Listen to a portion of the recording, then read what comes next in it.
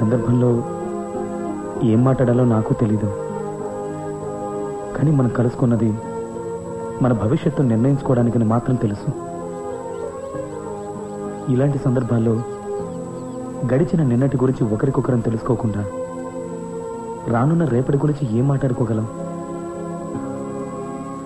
మొదట schooling and college వైజాగ్లోనే. Then for about year I went abroad. కొన్నాళ్ళు journalism చేశాను, ఆ తర్వాత లిటరేచర్. బేసికల్గా నన్ను నేను వెతుక్కున్నాను. మా అన్నయ్య అంటుంటాడు నేను కొంచెం ఎమోషనల్ అని, బిజినెస్కి సంబంధించి. ప్రేమగా నన్ను ముద్దబ్బాయి అంటాడు. కాలేజీలో ఒక అమ్మాయితో ఇష్టం ఉండేది, నా క్లాస్మేట్. మా ముందు బెంచ్లో కూర్చుని ఉండేది. ఎన్నోసార్లు మాట్లాడాలని ప్రయత్నించాను, కానీ ధైర్యం సరిపోలేదు. అది నా మంచికే.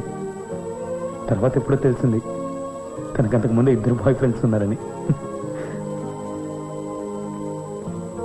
ఫ్రెండ్స్తో కలిసి స్మోక్ చేసేవాడిని. ఒకసారి మా వదిన రెడ్ హ్యాండెడ్గా పట్టుకున్నప్పుడు తనకి మాట ఇచ్చాను, ఇంకెప్పుడు స్మోకింగ్ డ్రింకింగ్ చేయనని. ఈ విషయం మా నాన్నగారికి కూడా తెలీదు. కానీ మిమ్మల్ని చూడగానే చెప్పాలనిపించింది.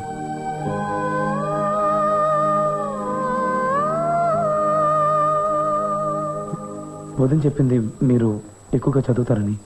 మీ ఫేవరెట్ బుక్స్ ఏంటి? విశ్వనాథ్ గారి ఏకవీర, 1000 పడగలు, దేవులపల్లి కృష్ణశాస్త్రి గారి Urvashi, Krishnapaksham. All in Telugu, right?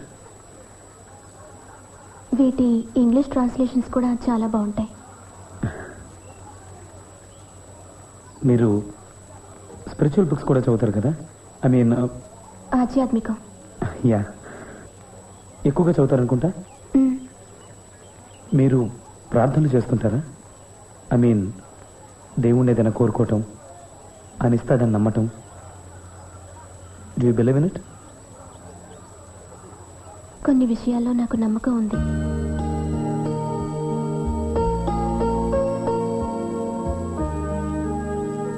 మీరు నన్ను ఏమైనా అడగాలనుకుంటే అడగచ్చు. టీ చల్లారిపోతుంది, ఇంకో కప్పు. అక్కర్లేదు.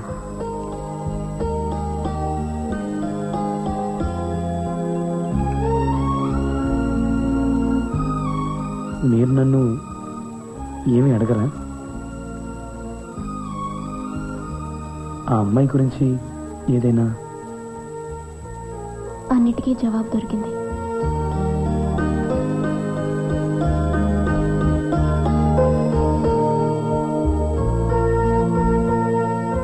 కావాలంటే మనం ఇంకోసారి కలుసుకోవచ్చు.